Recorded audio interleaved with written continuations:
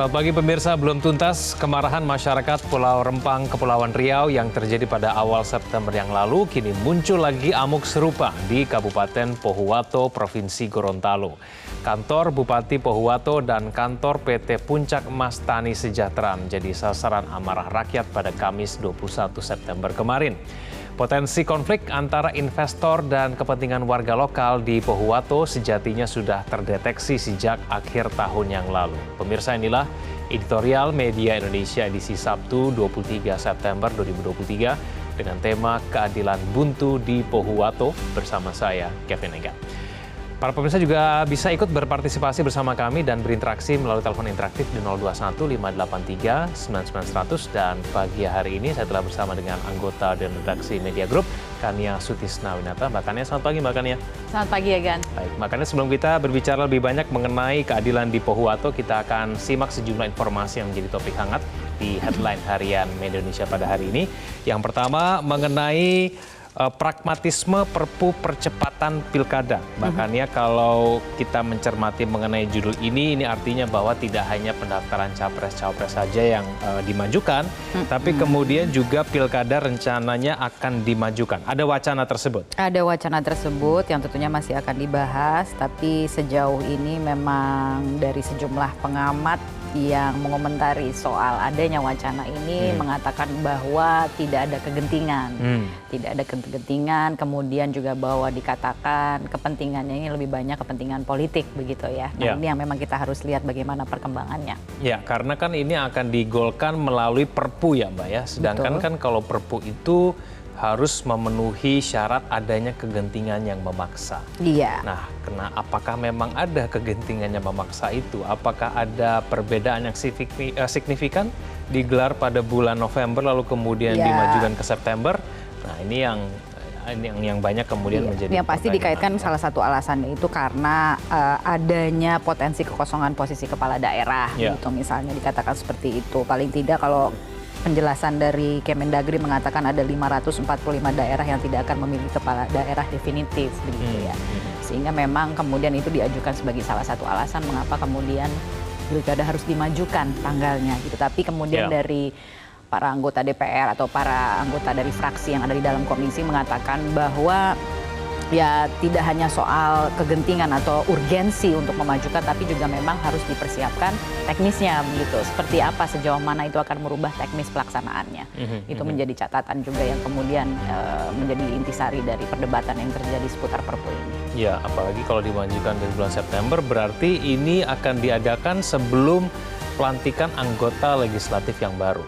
Iya. Ini berarti anggota legislatif tersebut kemudian dia bisa mengikuti gelaran pilkada. Betul. Kalau misalnya memang dia tidak terpilih menjadi anggota legislatif begitu ya. Jadi kenapa kemudian ini disebut pragmatisme? Karena mungkin karena ini sedikit menguntungkan anggota legislatif yang juga mau ikut gelaran dalam pilkada. Begitu. Betul sekali. Yang namanya politik itu kan adalah soal kepentingan. Jadi soal kepentingan yang mana yang ingin dimenangkan gitu. Betul. Dalam hal ini. Kita dari gelaran Pilpres 2024 kita masih terkait dengan hal itu, kita ke headline berikutnya. Pemirsa, ini mengenai Baja Amin yang resmi dibentuk untuk menggantikan tim 8. Mbak Kani, apa bedanya tim 8 ini dengan tim pemenangan Anies Baswedan dan Muhaimin Iskandar? Oke, kalau kita lihat ada penjelasan begitu ya dari Partai Nasdem, dalam hal ini Ketua DPP Partai Nasdem Willy Aditya yang mengatakan Baja Amin ini memiliki tugas yang berbeda begitu dengan Timnas Pemenangan Amin. Timnas Pemenangan itu yang akan didaftarkan ke KPU, sementara Baja Amin ini adalah badan pekerja yang terdiri dari perwakilan partai yang menjadi bagian dari koalisi untuk mempersiapkan A sampai dengan Z menuju proses pendaftaran. Gitu, kurang lebih perbedaannya seperti itu. Terdiri dari 15 orang, gitu, perwakilan dari masing-masing partai. Sementara kalau untuk tim pemenangan ini yang nanti akan didaftarkan ke KPU. Ya, baik. Untuk pasangan Anies dan Muhaimin ini sudah membentuk Baja Amin dan kemudian akan segera mengumumkan Timnas Pemenangan, sudah bersiap-siap untuk kemudian pendaftaran nanti tanggal 10 Oktober. Tapi kemudian kubu yang lain, pasangan yang lain masih belum menentukan cawapresnya. Ya, kita tunggu segera. Kita akan tunggu siapa kemudian nama-nama tersebut. Dari kemeriahan mengenai Pilpres 2024 kita beralih ke kemeriahan yang berlangsung di Tiongkok, yang dimana pada hari ini 23 September pembukaan Asian Games 2022 akan digelar. Gegap gempita mengenai pesta pembukaan ini akan dirasakan berbeda Mbak Kania karena gemerlap lampu tanpa kembang api. Jadi dari judulnya saja tuh sudah ini ya, iya, menarik perhatian. Menarik gitu perhatian. Ya. Karena biasanya kalau ajang-ajang pembukaan olahraga, apalagi yang memang akan dihadiri begitu banyak atau diikuti begitu banyak peserta, dikatakan ini adalah yang terbesar di dunia dalam hal jumlah peserta. Ada 12.000 atlet dari 45 negara tanpa kembang api. Tanpa kembang api. Tapi sebenarnya ada tujuannya begitu ya. Ada tujuannya. Ini demi menampilkan Asian Games pertama yang ramah lingkungan dengan netral karbon. Nah ini kan jadi daya tarik ya, karena kan nggak kebayang kira-kira pesta seperti apa yang tanpa kembang api begitu ya. Iya. Ini disebutnya kembang api elektronik. Kembang api elektronik dari proyeksi visual dan juga bahkan dikatakan bahan bakar untuk obor upacara pembukaan juga akan menggunakan metanol nol karbon. Ini adalah pesan tentunya di tengah era sustainability saat ini di mana potensi atau ancaman perubahan iklim ini menjadi perhatian dunia saat ini. Tentunya ini memberikan pesan tertentu, apalagi kalau kita bicara soal ajang pembukaan olahraga terbesar bahkan di dunia saat ini dalam jumlah peserta, tentunya ingin menampilkan yang terbaik. Jadi itu tentunya pesan yang sangat penting juga gitu untuk disampaikan kepada masyarakat luas. Ya, kita jadi pengen melihat ya kan seperti apa kemudian pesta pembukaannya kalau misalnya tanpa kembang api, adanya kembang api elektronik. Mbak Kania, kita ke tema editorial kita pada hari ini, keadilan buntu di Pohuwatu. Ini sangat disayangkan sekali bahwa kemudian yang menjadi korban adalah kantor bupati karena kemudian dilakukan pembakaran dan akhirnya kemudian pelayanan publik akhirnya terhenti. Bagaimana Mbak Kania? Apa yang kemudian perlu kita cermati dalam kejadian di Pohuwatu ini? Betul, memang betul disayangkan. Tapi kalau kita melihat sebenarnya kasus Pohuwatu ini adalah kasus yang kesekian ya. Ini mungkin kaitannya dengan investasi di daerah. Tapi kalau kita melihat dari kasus ini, di situ terlihat sekali di mana kemarahan rakyat seperti sudah tidak terbendung begitu ya. Dan seperti tidak ada cara lain selain merusak bahkan membakar dalam hal ini kantor bupati. Apakah mungkin tuntutan mereka tidak didengar atau mungkin ada hak mereka yang tidak terpenuhi atau mungkin investasi ya. Kalau kita bicara investasi kan seharusnya mendatangkan kemakmuran bagi rakyat, tapi kok malah justru ada pihak-pihak yang dirugikan gitu. Jadi ada proses, ada masalah sebenarnya dalam prosesnya begitu. Itu yang seharusnya bisa dijembatani oleh pemerintah baik daerah maupun pusat begitu juga, atau stakeholder yang terkait dengan pelaksanaan investasi ini untuk bisa mempertemukan dua kepentingan. Dalam hal ini ada kepentingan investor dan juga ada kepentingan rakyat gitu, dan yang sebenarnya sama-sama dirugikan gitu kan. Jadi seharusnya tidak ada lagi istilah ganti rugi ya gitu, tapi ganti untung gitu. Bagaimana kemudian walau kita tahu daerah memang membutuhkan investasi untuk pertumbuhan ekonomi dan juga membuka lapangan pekerjaan, tapi dalam prosesnya jangan sampai ada yang dirugikan, jangan sampai kemudian rakyat cuma jadi penonton. Ya betul, karena kalau kantor bupati yang akhirnya dibakar begitu, yang rugi masyarakat juga begitu ya Mbak Kania. Baik, kita akan ikuti dulu paket informasi berikut ini pemirsa. Nilai editorial Media Indonesia, keadilan buntu di Pohuwatu.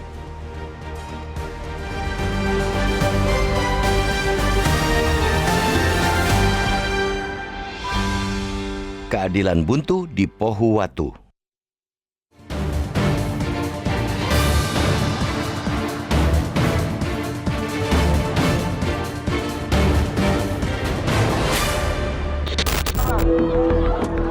Belum tuntas kemarahan masyarakat Pulau Rempang, Kepulauan Riau yang terjadi pada awal September lalu, kini muncul lagi amuk serupa di Kabupaten Pohuwatu, Provinsi Gorontalo. Kantor Bupati Pohuwatu dan kantor PT Puncak Emas Tani Sejahtera atau PT PETS menjadi sasaran amarah rakyat pada Kamis 21 September. Potensi konflik antara investor dan kepentingan warga lokal di Pohuwatu sejatinya sudah terdeteksi sejak akhir tahun lalu.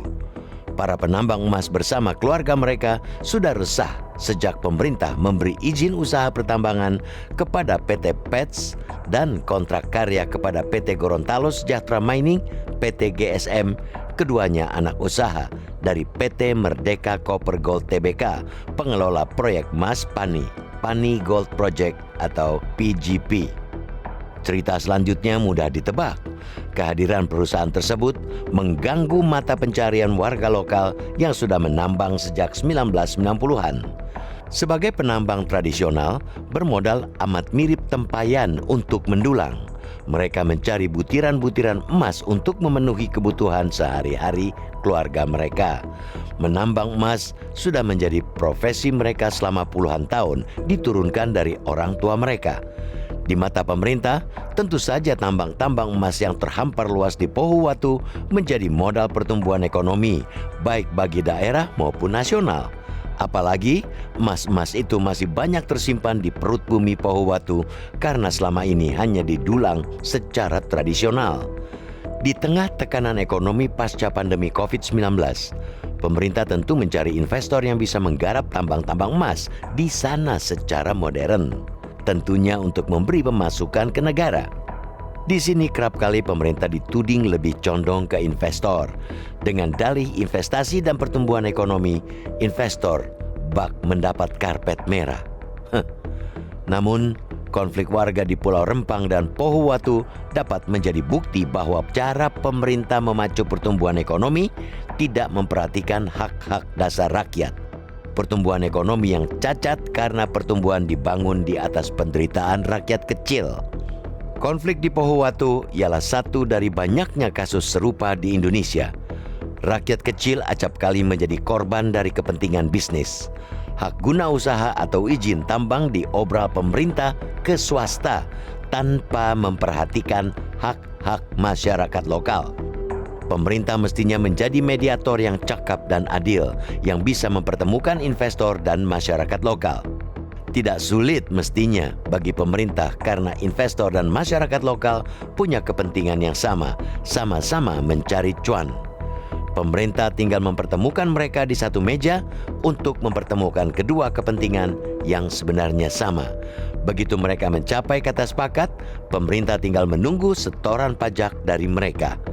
Namun, jika melihat fakta investor yang kerap berbenturan dengan masyarakat lokal, mudah dinilai pemerintah, baik pusat dan daerah, belum cakap dalam mengelola investasi.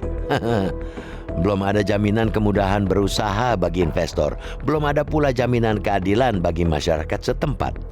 Lalu di sini akhirnya memunculkan pertanyaan, siapa yang akhirnya bakal menikmati pembangunan di Pohuwatu?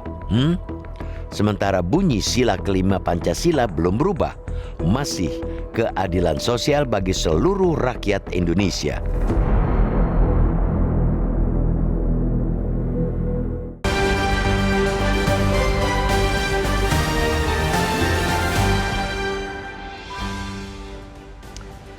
Ya, pemirsa, sampaikan pendapat Anda melalui telepon interaktif di 021 583 9900. Kami akan kembali usai jeda berikut.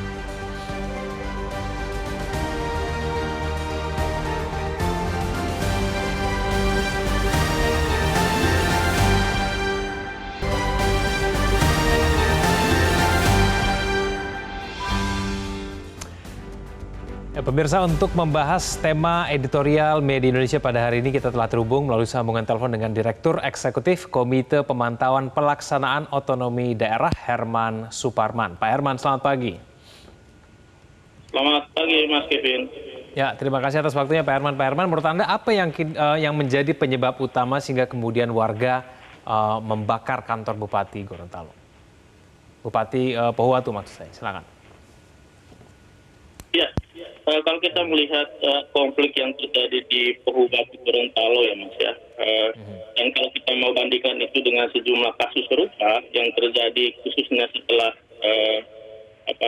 otonomi daerah pasca reformasi, itu kita bisa lihat pada 3 dimensi sebenarnya Mas Kevin, gitu ya, terkait dengan sebabnya, kemudian yang kedua terkait dengan dinamika, dan yang ketiga yang terkait dengan resolusi, gitu ya. Nah, kalau yang terkait dengan sebab ya, yang kami lihat itu kita bisa lihat terkait dengan pertama soal dominasi, gitu ya. Kemudian dominasi atas sumber daya alam yang ada, dan yang kedua adalah soal ketimpangan. Kalau kita lihat yang terjadi di Pohuwatu beberapa hari ini kan sebenarnya terjadi perebutan atas lahan ya Mas ya, yang mana masyarakat lokal melihat ini adalah wilayah produksi pertambangan yang sudah turun-temurun, gitu ya, yang diwariskan dari nenek moyang mereka. Sementara di sisi yang lain, korporasi, gitu ya, konsorsium perusahaan tambang itu menilai mereka sudah mendapatkan izin. Bahkan kalau kita lihat sebenarnya legalitasnya bukan izin ya, satunya izin usaha pertambangan khusus, satunya masih berdasarkan kontrak karya gitu ya. Dan dua komunitas ini, komunitas korporasi dengan komunitas masyarakat lokal merebut klaim gitu ya atas lahan yang telah yang memiliki gitu ya sumber daya alam emas gitu Mas gitu ya. Jadi kami melihat ada perebutan lahan sebenarnya yang mana di satu sisi masyarakat menilai ini adalah kekayaan mereka yang sudah turun temurun gitu ya. Sementara di sisi lain para pemegang izin dan kontrak karya menilai ini mereka punya mandat untuk menjalankan aktivitas pertambangan itu gitu ya. Kemudian yang kedua ya soal ketimpangan. Tentu ketika ada sumber hidup yang diambil alih oleh pihak lain, tentu kita harus berteriak gitu Mas gitu ya. Dan kami melihat ini yang terjadi di Pohuwatu, bahkan di daerah-daerah lain juga di Rempang, bahkan di beberapa provinsi juga perebutan lahan gitu ya terjadi karena perbedaan kepentingan itu. Dan kami melihat seharusnya dalam posisi seperti itu ya negara, dalam hal ini pemerintah di semua level gitu ya, baik pusat, pemerintah daerah, provinsi, kabupaten, kota itu mesti aktif dan juga netral gitu ya dalam memberikan resolusi konflik atas persoalan-persoalan ini gitu. Kemudian kalau kita mau tarik lebih Ya Pak Herman, tapi kan dari pihak pengelola tambangnya mengatakan bahwa sebetulnya proses dialog itu sudah dilakukan. Sudah ada rencana untuk memberikan ganti rugi begitu ya kepada masyarakat di sana begitu. Menurut Anda proses komunikasi yang tidak terjadi dengan baik ini ada di sebelah mana nih Pak Herman? Sehingga kemudian masyarakat tidak puas lalu kemudian ujungnya malah melakukan pembakaran kantor bupati. Ya, ganti rugi itu kan bentuk resolusi konfliknya ya Mas ya, gitu ya. Dan menurut kami persoalan terbesarnya sebenarnya bukan hanya soal komunikasi, apakah itu komunikasi satu arah dari pemerintah dan korporasi kepada masyarakat lokal atau sebaliknya, tapi persoalan paling besar menurut kami adalah soal tidak diterapkannya asas prinsip pemerintahan atau juga tata kelola pemerintahan yang baik gitu Mas. Dalam hal ini kita bicara soal transparansi, kemudian bicara partisipasi dan juga bicara akuntabilitas gitu ya. Kenapa kami mengangkat ini? Karena ini kan wilayah pertambangan ya, yang seharusnya itu sudah masuk dalam rencana tata ruang baik yang sifatnya umum RT RW maupun RDTR gitu ya, kalaupun itu ada RDTR-nya gitu ya. Dan seharusnya dalam proses penyusunan rencana tata ruang ini masyarakat, apalagi masyarakat terdampak langsung itu mesti dilibatkan. Dan kami melihat ini adalah indikasi tidak dilibatkannya secara bermakna kelompok masyarakat ini dalam proses penetapan wilayah-wilayah ini Mas, sebagai wilayah pertambangan gitu ya. Kemudian ekses lebih lanjut ya soal komunikasi. Karena kalau bicara setelah sudah ditetapkan wilayahnya itu, langkah selanjutnya kan sosialisasi ya. Dan kalau kita bicara sosialisasi, itu kan satu arah sifatnya. Dari korporasi atau pemerintah kepada masyarakat. Padahal kalau masyarakat ini dilibatkan sejak awal dalam proses penetapan wilayah dan segala macam atau kebijakan terkait lainnya, tentu masyarakat sebenarnya sudah menyadari itu lebih awal, sehingga tidak ada ekskalasi seperti yang terjadi hari ini, gitu ya. Peningkatan ketegangan, bahkan konflik atau tindakan kekerasan yang lain, Mas, gitu. Pak Herman, menurut Anda apakah ada indikasi bahwa pemerintah daerah di sana tidak netral begitu?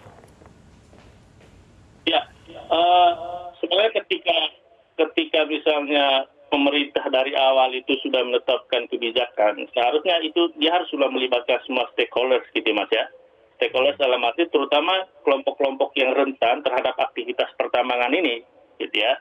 Dan ketika misalnya resolusi konfliknya tidak berjalan dengan baik, tentu yang menjadi sasaran tuntutan warga itu adalah masyarakat, pemerintah atau negara gitu ya.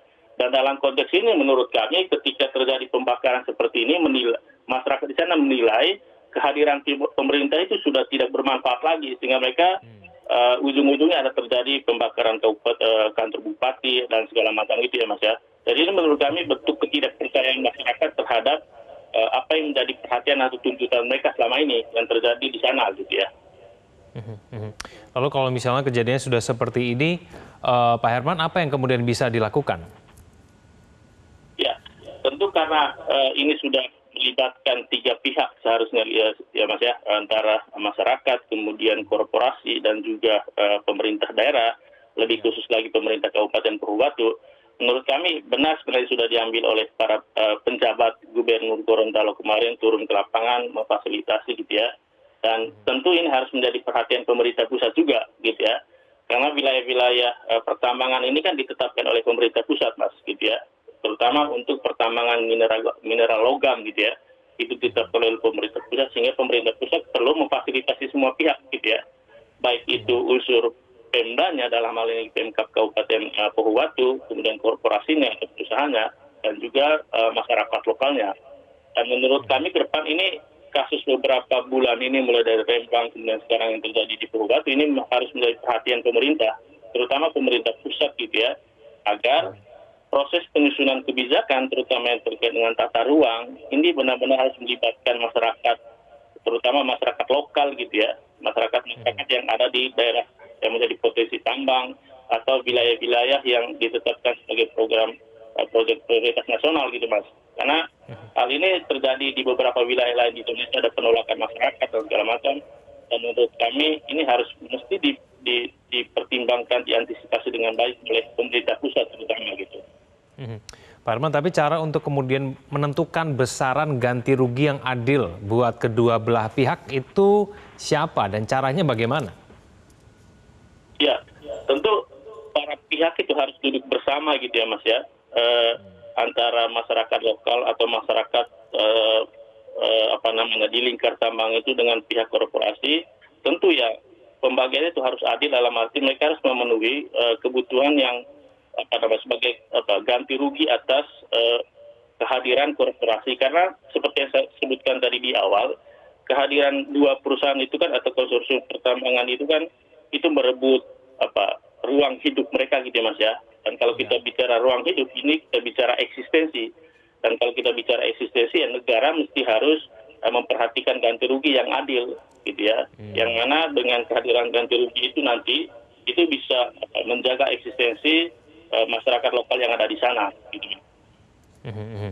Kalau misalnya memang keadaannya sudah seperti ini Pak Herman, misalnya kantor bupati kemudian sudah terbakar, pelayanan publik terganggu, lalu proses mediasi yang dilakukan ini bentuknya seperti apa yang menurut Anda paling cocok begitu digunakan dengan kondisi seperti ini? Ya, tentu sekarang kita tidak harus berpegang pada pendekatan yang sifatnya kaku legal yuridis gitu ya Mas ya. Tetapi pendekatan sosiologis menurut kami gitu. Dalam arti pemerintah di sana terutama penjabat Gubernur Gorontalo harus kearifan lokal di sana gitu ya. Agar masyarakat lokal di sana merasa bahwa pemerintah itu, misalnya Pemprov dan juga Pemkab Pohuwatu itu merasa ini adalah bagian dari persoalan yang mereka hadapi juga oleh pemerintah gitu ya. Jadi yang kita harapkan semua stakeholders di sana, terutama Forkombidanya itu duduk bersama untuk menyelesaikan masalahnya agar tidak berlarut-larut gitu Mas. Ya, itu yang kita harapkan atas apa yang terjadi hari-hari ini di Pohuwatu gitu. Pak Herman, menurut pengalaman Anda, perusahaan-perusahaan yang kemudian melakukan pengelolaan emas terhadap sumber daya mineral yang dimiliki oleh warga lokal ini ketika sudah berjalan sebetulnya lebih menguntungkan yang mana? Apakah warga lebih merasa dirugikan dengan adanya perusahaan besar ini atau sebetulnya mereka bisa diuntungkan dengan adanya perusahaan-perusahaan besar ini? Ya, kalau kita melihat fenomena yang terjadi ya Mas, konflik antara masyarakat lingkar tambang dengan korporasi itu, kita bisa melihat dari tiga hal sebenarnya terkait dengan pilar sosial ya. Kemudian yang kedua itu adalah soal lingkungan hidupnya, dan yang ketiga adalah soal ekonomi gitu ya. Nah, kalau kita melihat beberapa konflik itu, tampaknya gitu ya, masyarakat lingkar tambang itu dirugikan pada tiga pilar itu.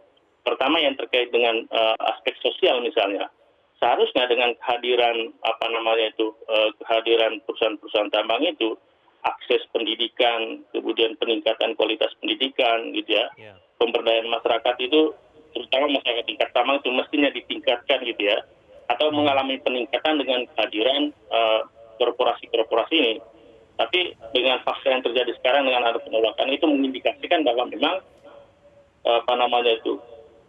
output yang terkait dengan pilar sosial itu tidak terjadi gitu ya, atau tidak direalisasikan dengan baik, terutama oleh korporasi. Kemudian yang kedua, yang terkait dengan pilar ekonomi, kita bicara soal peningkatan kualitas hidup ya Mas ya, dalam hal ini soal kesejahteraan dan juga pendapatan. Eksistensi yang dibuat oleh masyarakat lingkar tambang gitu ya, terutama yang sudah beroperasi, itu menunjukkan memang kehadiran itu yang mendatangkan manfaat atau benefit secara ekonomi kepada mereka gitu ya. Kemudian yang ketiga soal lingkungan, dan menurut kami ini juga paling krusial gitu ya, karena seringkali kehadiran perusahaan-perusahaan tambang itu juga kalau tidak diikuti dengan pengawasan yang baik oleh pemerintah, itu justru akan merusak lingkungan gitu ya, dan itu terjadi di daerah gitu.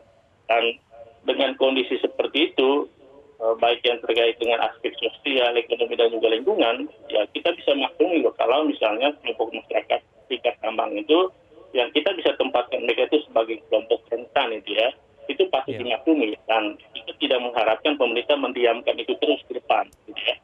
Terutama pemerintah pusat gitu ya, karena dengan konflik-konflik seperti ini seharusnya yang saya sebut di awal tadi soal tata kelola kebijakan yang akuntabel, partisipatif dan transparan ini juga mesti diperhatikan baik ke depan gitu ya. Oke. Baik. Pak Herman Suparman, terima kasih telah bergabung bersama kami di Editorial Media Indonesia. Pemirsa jangan kemana-mana, Editorial Media Indonesia akan kembali usai jeda berikut ini.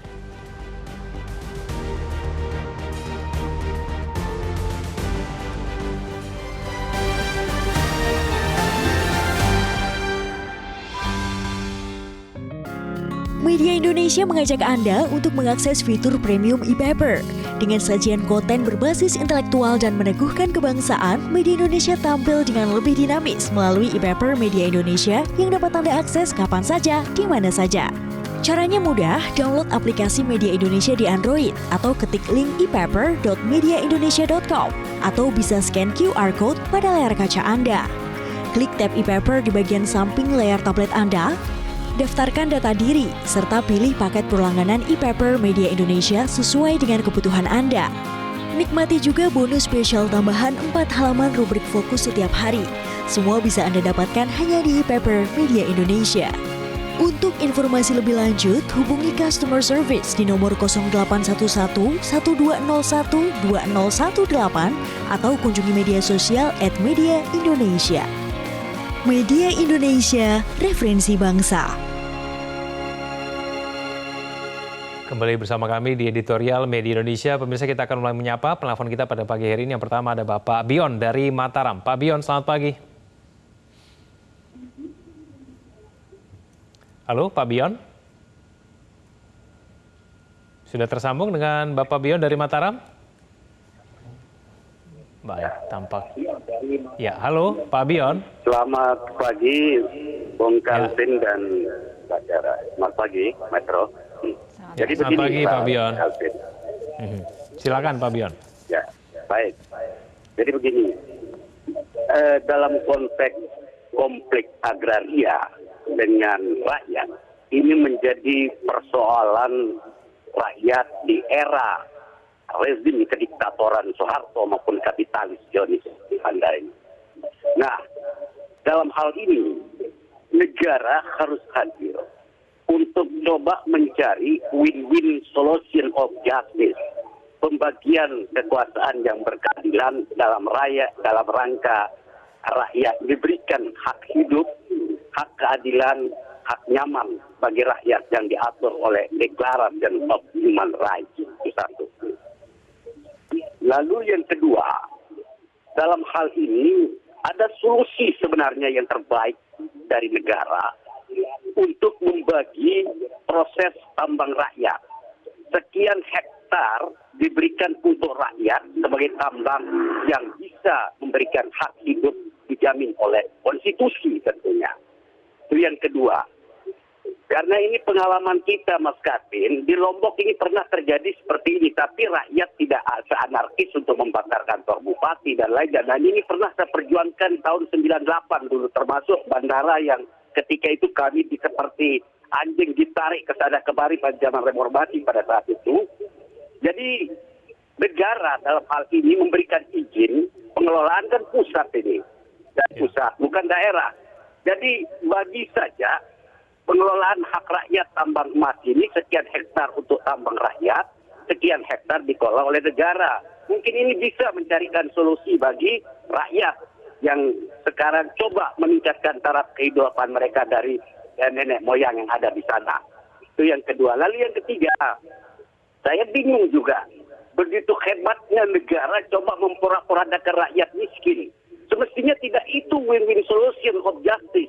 Rohnya sebuah hukum, Mas Calvin, adalah keadilan.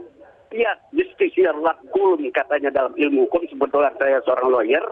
Jadi, selesaikanlah secara damai di dalam mencari satu solusi. Jangan cara-cara kapitalis ini yang tidak mendidik bagi rakyat. Mungkin itu aja dulu, Mas Calvin. Terima kasih. Terima kasih Pak Bion dari Mataram. Kita beralih ke Bapak Jerry Ferdi dari Tangerang. Pak Jerry, selamat pagi. Selamat pagi. Jadi kalau menurut saya begini, ya, pembangunan itu harus mencakup dua segi, berkeadilan dan berkebudayaan. Nah, kita butuh investor, kita butuh juga masyarakat, karena itu simbiosis mutualisme. Ya, ada investor, tentu ada tenaga kerja yang terserap. Nah, saya hanya meminta begini, ya. Pertama, jangan dilakukan tindakan yang anarkis. Yang kedua, ada penegakan hukum. Apapun yang terjadi pada hari ini harus ditegakkan gitu. Ditegakkan harus diproses secara hukum supaya masyarakat itu tertib. Yang kedua, saya mau mengatakan ada pendekatan yang berkebudayaan dengan masyarakat setempat. Setiap pembangunan yang menyangkut hajat hidup orang banyak yang diatur secara nasional, mungkin ini dari pusat ya. Nah, ini dibuka langsung transparan kepada masyarakat. Masyarakat diajak untuk urung rembuk, ya. Bagaimana tindakan yang akan diambil, ya. Lalu apa manfaatnya? Karena begini loh, jadi pengusaha saja pun sebetulnya itu menderita juga di Indonesia ini. Coba Anda bayangkan bagaimana mereka nanti buka usaha itu banyak nanti pungli-pungli yang terjadi di tingkat daerah. Ini persoalan juga. Jadi supaya masyarakat juga mengerti gitu ya. Mereka mungkin diperas juga nanti aparat pemerintahan dari tingkat RT RW sampai bupati atau wali kota itu juga terjadi. Jadi pengusaha itu juga nggak enak begitu. Nah, kita harus bisa saling duduk bersama lah, terbuka supaya tujuan akhir daripada proses pembukaan tambang ini ya terserapnya tenaga kerja. Nah, cuma berkeadilan untuk masyarakat yang tambang tradisional, mohon pembinaan dari negara gitu, supaya mereka jangan menjadi orang-orang yang melakukan tindakan di luar daripada aturan yang sebenarnya. Karena kalau tambang rakyat juga dibiarkan secara liar, itu menimbulkan masalah juga, pencemaran lingkungan atau hal yang lain. Ini yang harus kita perhatikan ya. Karena dampak sosiologisnya nanti ini maju ke bidang pendidikan, maju di bidang ekonomi, itu pastilah berdampak. Demikian harapan saya. Ya, baik. Terima kasih Pak Jerry Ferdi dari Tangerang. Kemudian ada Pak Yunus Luat dari Tanjung Selor. Pak Yunus, selamat pagi. Selamat pagi, salam sejahtera. NKRI tercinta. Pertama, mohon maaf tidak membangkitkan situasi yang tidak baik. Belum begitu tuntas yang di Pulau Rempang muncul Pulau Pohuwato. Jadi intinya pemberian izin khusus tambang, karena di Provinsi Kalimantan Utara ada juga tambang emas. Nah, seharusnya harus berkoordinasi lah dengan pemerintah daerah, provinsi, dan kabupaten daerah di mana tempat lokasi tambang itu berada. Dan disosialisasi sebaik-baiknya dengan warga masyarakat supaya jangan terkesan ada yang langsung-langsung. Dan apalagi ada kelihatan disingkirkan warga lokal.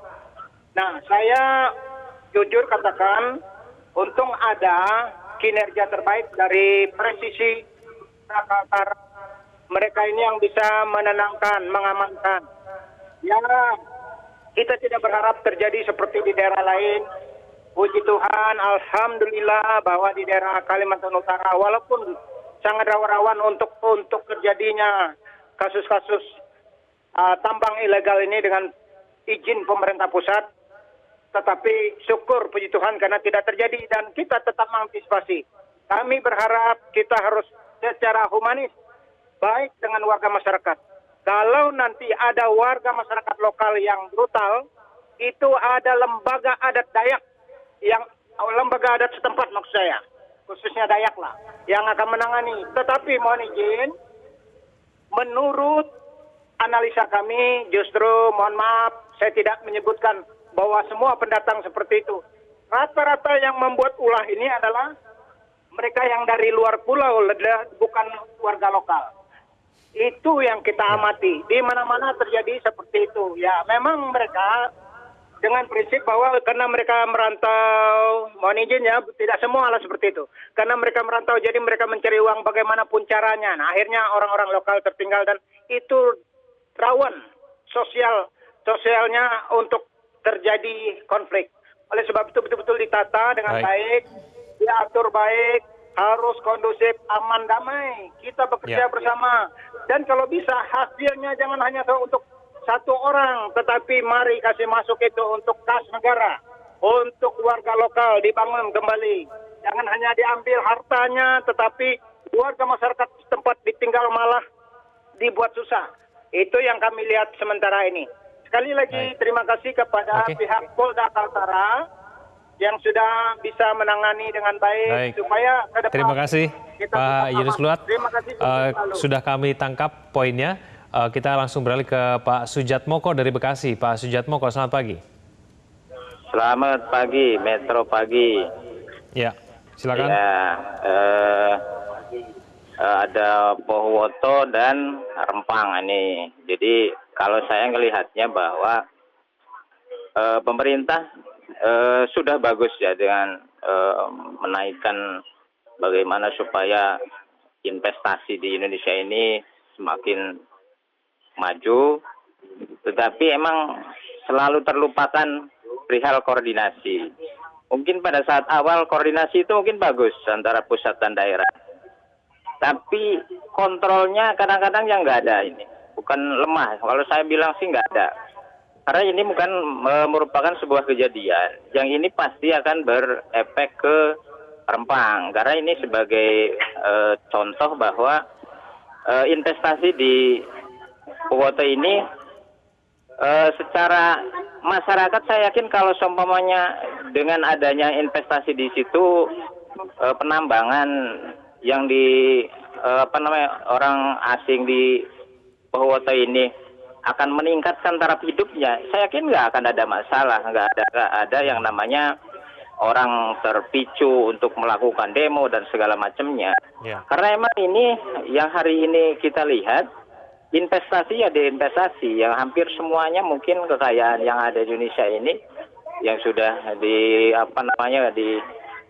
yang diinvestasikan di sini hampir malahan diambilnya lebih banyak ketimbang buat warga, terutama ini untuk lingkungan ya, karena ini kan yang menyangkut lingkungan sekitar. Ini yang kadang-kadang terlupakan bahwa orang-orangnya di sekitarnya masih susah, sementara orang yang bekerja di situ dari luar kehidupannya luar biasa. Terima kasih. Baik, terima kasih Pak Sujatmoko dari Bekasi. Pemirsa jangan kemana-mana, editorial Indonesia akan kembali usai jeda berikut ini.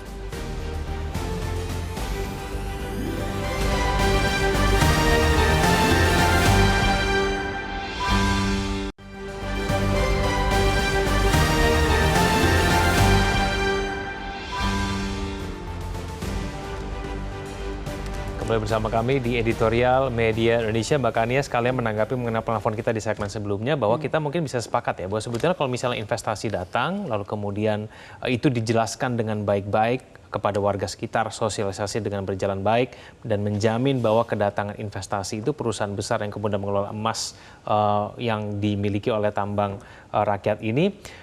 Kalau misalnya itu betul-betul bisa meyakinkan dan menjamin taraf hidup mereka akan layak, maka sebetulnya tidak akan perlu terjadi pembakaran seperti ini. Berarti kan memang ada komunikasi yang sejak awal itu tidak berlangsung dengan baik, bukan begitu, Mbak Kania? Iya, kalau boleh saya merangkumkan dari pengalaman dari penelpon itu kan semua punya ide yang sama. Bagaimana ini jangan dibiarkan berlarut-larut begitu ya, dan harus diselesaikan. Siapa yang harus menyelesaikan? Tentunya adalah stakeholder terkait gitu, dalam hal ini pemerintah daerah gitu, dari provinsi sampai dengan kabupaten dan juga pemerintah pusat. Karena kalau kita bicara soal investasi ini kan melibatkan begitu banyak stakeholder gitu. DPRD setempat juga seharusnya bisa dilibatkan. Yang paling penting partisipasi dari rakyat atau warga sekitar, terutama warga yang rentan gitu terhadap kebijakan tersebut itu juga memang harus dibuat setransparan mungkin begitu ya. Karena kalau kita bicara soal kebutuhan investasi memang dibutuhkan. Ini kan bisa memberikan pertumbuhan ekonomi yang lebih baik bagi daerah, kemudian juga menciptakan lapangan pekerjaan bagi siapa? Bagi rakyat di situ begitu ya. Nah, memang kalau kita bicara soal taraf kehidupan yang lebih baik ada berbagai aspek yang harus diperhatikan. Kalau kita bicara soal ganti rugi itu kan tadi juga yang ditanyakan oleh Egan, sebenarnya ganti rugi yang adil itu seperti apa gitu. Nah, kalau kita mengikuti proses itu kan sebenarnya sudah ada aturannya, tapi kan seharusnya pemerintah itu bisa melampaui atau beyond aturannya itu juga harus dilihat. Karena kalau kita melihat ini kan soal eksistensi juga gitu ya, hak hidup. Apalagi kalau dalam kasus Pohuwatu ini kan ada bicara soal bagaimana lahan itu adalah lahan turun-temurun, kemudian bagaimana mereka itu lahan itu juga menjadi mata pencarian mereka gitu. Nah, artinya harus dipikirkan sampai dengan sejauh itu bagaimana kemudian rakyat bisa bertahan dan lain sebagainya gitu. Jadi ada banyak aspek. Tapi yang pasti memang harus bisa dikelola dengan lebih baik itu ke depannya. Sosialisasi itu jangan satu arah gitu ya. Namanya kemampuan kita untuk mendengarkan, juga ada kemampuan kita untuk berbicara, tapi juga harus diimbangi dengan kemampuan untuk mendengarkan apa sebenarnya yang menjadi tuntutan rakyat gitu. Ujung-ujungnya kan semuanya ingin diuntungkan. Nah, kalau kita bicara dari sisi pengusaha, tadi kan ada juga penelpon yang mengatakan pengusaha itu juga susah loh gitu loh. Ya kan?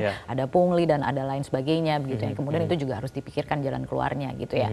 Sebenarnya kan sama-sama ingin nyaman, sama-sama ingin enak, sama-sama ingin untung gitu. Nah, jaminan baik bagi investor maupun rakyat itu memang harus dipastikan gitu. Nah, mediasi ini menjadi penting, bagaimana komunikasi itu tidak sampai buntu, jangan sampai misalnya anarkisme yang kita lihat misalnya di Pohuwatu ini terjadi begitu ya, dikatakan bahwa tetap rakyat itu harus diproses secara hukum, harus diajarkan dan lain sebagainya. Tapi saya yakin bahwa apa yang dilakukan oleh rakyat ini sebenarnya adalah cara mereka untuk mencari perhatian gitu. Kepada siapa lagi mereka mencari perhatian kalau bukan kepada pemerintah yang seharusnya menggawangi hak mereka gitu, untuk memastikan bahwa ketika investasi itu datang mereka tidak dirugikan gitu, dan itu harus diyakinkan, harus diberikan penjelasan gitu. Jadi tidak serta-merta kemudian mereka diusir dalam tanda kutip atau dipinggirkan, disepelekan, jangan sampai seperti itu. Kalau melihat pembakaran yang terjadi kan ini diarahkan ke kantor bupati ya Mbak ya. Nah, ini peran kemudian yang bisa dilakukan oleh pemerintah daerah akan seperti apa Mbak ke depannya? Karena ini kan menunjukkan kunci ya dan sentral oleh pemerintah daerah yang harus menjadi kemudian penengah mediasi, mediator begitu supaya kemudian baik kepentingan investasi dan kemudian kepentingan rakyatnya semua terpenuhi. Ada satu hal mungkin yang bisa jadi benang merah gitu. Ada salah satu penelpon juga yang mengatakan bahwa ini kan fungsi kontrol atau pengawasan itu juga penting. Ketika misalnya kita bicara soal penetapan lahan suatu wilayah yang menjadi tambang gitu, untuk memastikan bahwa itu benar-benar terlaksana, tidak hanya dari aspek bisnisnya tapi juga bagaimana itu akan bisa mempengaruhi masyarakat di sekitarnya begitu. Nah, itu yang kemudian harus diperhatikan. Dan untuk pendekatan di daerahnya itu tadi kan dari pengamat mengatakan pendekatan sosiologis, kearifan lokal gitu harus dikedepankan gitu. Karena yang lebih paham tentunya adalah pemerintah di kabupaten tersebut atau pemerintah di daerah tersebut. Bagaimana mendekati dengan kearifan lokal gitu, bagaimana bisa membuat rakyat juga menjadi lebih nyaman atau bisa menerima. Ada banyak cara sebenarnya, tapi sosialisasi itu memang harus dua arah gitu, tidak bisa satu arah. Tidak hanya sekedar memerintahkan, tapi juga bisa punya kemampuan untuk mendengarkan apa sebenarnya yang mereka inginkan gitu. Karena kita tentunya ingin sama-sama enak. Dalam hal ini juga kan investor yang sudah memiliki izin misalnya, pengusaha yang dikatakan juga dirugikan dalam hal ini. Kalau kita bicara soal iklim investasi itu kan sekarang yang sedang digalakan gitu ya. Tapi memang ada aspek lain gitu, dari cuma sekedar menyiapkan infrastruktur, tapi juga bagaimana masyarakat itu disiapkan. Seperti misalnya ada juga soal tadi bagaimana taraf kehidupan di daerah tersebut menjadi meningkat, misalnya dari pemberdayaan masyarakatnya, dari pendidikannya gitu. Bagaimana kemudian masyarakat itu juga bisa melihat bahwa investasi atau korporasi datang itu sebenarnya menguntungkan bagi mereka juga. Iya, gitu. kalau melihat mengenai kejadian pembakaran kemarin kan ini artinya mungkin masyarakat memang tidak merasakan ada manfaat. Betul. Ketika itu yang dikatakan oleh pengamat juga, jangan-jangan mereka tidak merasa bahwa pemerintah atau Pemkab dalam hal ini atau bupati dalam hal ini mewakili aspirasi mereka, atau mereka merasa tidak bermanfaat lagi. Mungkin ini kan semua serba kemungkinan begitu. Nah, tapi itu yang harus menjadi perhatian, tidak hanya pemerintah daerah tapi juga pemerintah pusat. Karena izin dan lain sebagainya dikatakan itu kan sebenarnya kan datangnya dari pusat. Gitu. Bagaimana kemudian ini tidak dibiarkan berlarut-larut, harus dicarikan solusinya, harus ada win-win solution gitu dalam hal ini. Ini kan kalau melihat pembakarannya kan sangat dahsyat ya Mbak. Ini kan akhirnya merugikan semua pihak ya, pelayanan masyarakat kemudian akhir terganggu begitu, kemudian padahal bangunan tersebut juga dibangun oleh uangnya masyarakat juga begitu ya. Kan ini membuat kita berpikir ini pendekatan seperti apa kemudian yang berlangsung sejak awal sehingga kemudian warga sampai mau melakukan pembakaran begitu, saking emosinya begitu loh pembakarannya. Ini kan membuat kita bertanya-tanya, jangan-jangan memang sudah sejak awal masyarakat tidak dilibatkan begitu ketika sudah datang gitu perusahaannya untuk mau mengelola tambang rakyat milik mereka. Gitu ya. Tadi kan sebenarnya misalnya ada salah satu penelpon yang mengatakan juga bagaimana perlibatan dari masyarakat mungkin saja misalnya tambang rakyat begitu diupayakan begitu, ada bagian dari lahan tersebut yang memang masih bisa diupayakan untuk rakyat gitu dan lain sebagainya. Itu adalah salah satu solusi mungkin yang bisa diperjuangkan begitu ya, bagaimana rakyat ini tidak sampai dipinggirkan gitu atau dicarikanlah solusi lainnya, relokasi dan lain sebagainya, atau bagaimana mengganti mata pencaharian yang hilang gitu dan lain sebagainya gitu. Jadi banyak sebenarnya solusi yang bisa dipikirkan, tapi memang harus duduk bareng. Harus ada upaya untuk duduk bareng. Tidak hanya sekedar memikirkan soal ganti rugi, karena kalau soal ganti rugi itu kan terkesan hanya soal persoalan lahannya saja, tapi soal eksistensinya ke depan akan seperti apa. Mata pencaharian yang hilang ini nanti gantinya akan seperti apa begitu. Saya sih melihatnya seperti itu. Ini juga berdasarkan dari apa yang disampaikan oleh pengamat gitu, dan dari penelpon pun sebenarnya punya kepedulian yang sama begitu ya. Penting, investasi itu penting gitu ya. Investasi kita butuhkan gitu, dan sebenarnya ujung-ujungnya ini kan hanya untuk juga kemakmuran dari rakyatnya gitu, dan itu harus bisa dinikmati bersama, jangan kemudian rakyat hanya menjadi penonton. Ya, betul. Tentu saja kita tidak membenarkan ya perilaku pembakaran kantor pemerintahan seperti itu. Tapi kemudian pendekatan seperti apa kemudian yang paling bisa dilakukan sekarang ketika masyarakat sudah terlanjur emosi, sudah terlanjur kecewa begitu ya. Mereka semua kemudian ada beberapa oknum yang melakukan pembakaran, pemerintah daerahnya juga tidak bisa berfungsi dengan maksimal.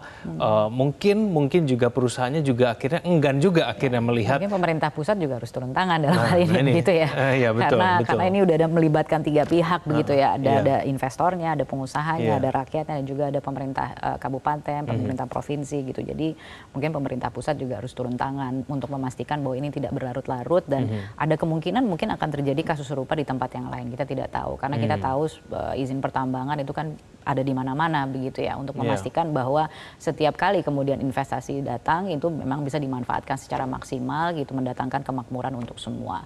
Rakyat mau tidak mau memang harus dilibatkan. Partisipasi itu menjadi penting. Tadi pengamat juga mengatakan seperti itu kan, ada transparansi yang harus dijaga, kemudian juga ada partisipasi yang juga penting, dan yang terakhir juga adalah soal akuntabilitas, pertanggungjawaban begitu. Ketika kemudian izin itu sudah diberikan, lalu tanggung jawabnya seperti apa untuk memastikan paling tidak pihak-pihak yang bertikai dalam hal ini, kalau kemudian terjadi konflik itu dipastikan dan diberi jaminan haknya itu akan terpenuhi gitu. Itu yang paling penting.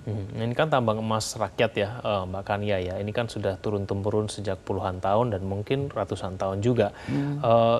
Dan kita tahu bahwa tambang emas rakyat itu biasanya dikelola secara ilegal dan tidak aman. Bukankah sebetulnya ini baik juga ya buat mereka?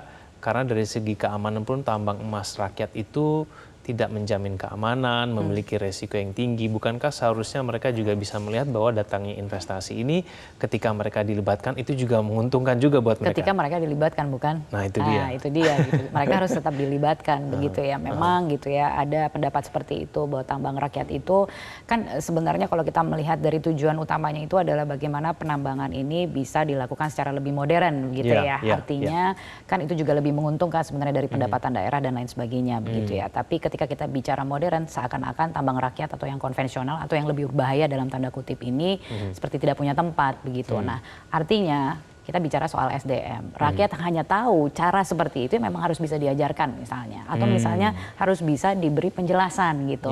Penjelasan itu harus ada, sosialisasi itu tidak bisa satu arah. Dan yang paling penting rakyat juga harus paham gitu, apakah sudah dipahami atau tidak gitu. Utamanya nih kita kalau kita bicara mata pencarian itu kan urusan perut ya gitu. Betul. Urusan perut itu kan memang sensitif agak sensitif. Dan pendekatannya memang harus lebih peka gitu untuk memastikan bahwa ya hak-hak mereka harus terpenuhi gitu. Harus ada jaminan seperti itu. Begitu juga dengan investor. Saya tidak meminggirkan juga kepentingan dari pengusaha begitu yang dalam hal ini juga sudah mendapatkan izin resmi begitu ya. Tapi memang harus dimediasi, harus bisa duduk bareng, dan kalau misalnya sekarang prosesnya harus mulai lagi dari awal ya apa boleh buat begitu ya. Tapi ini bisa menjadi pembelajaran untuk lokasi-lokasi yang lain untuk tidak meminggirkan hak-hak dari rakyat gitu. Karena ujung-ujungnya kita mau taraf kehidupan di lokasi atau di daerah tersebut juga menjadi lebih baik, terutama bagi rakyatnya gitu, bagi warga yang tinggal di sana gitu. Itu utamanya. Oke, baik. Mbak Gania, terima kasih telah bergabung pada pagi hari ini. Selamat pagi, Mbak Gania. Selamat pagi. Pemirsa, konflik di Pohuwato adalah satu dari banyaknya kasus serupa di Indonesia. Rakyat kecil acap kali menjadi korban dari kepentingan bisnis. Hak guna usaha atau izin tambang diobral pemerintah ke swasta tanpa memperhatikan hak-hak masyarakat lokal. Pemerintah mestinya menjadi mediator yang cakap dan adil yang bisa mempertemukan investor dan masyarakat lokal. Tidak sulit mestinya bagi pemerintah karena investor dan masyarakat lokal punya kepentingan yang sama. Terima kasih Anda telah menyaksikan editorial Media Indonesia. Selamat pagi.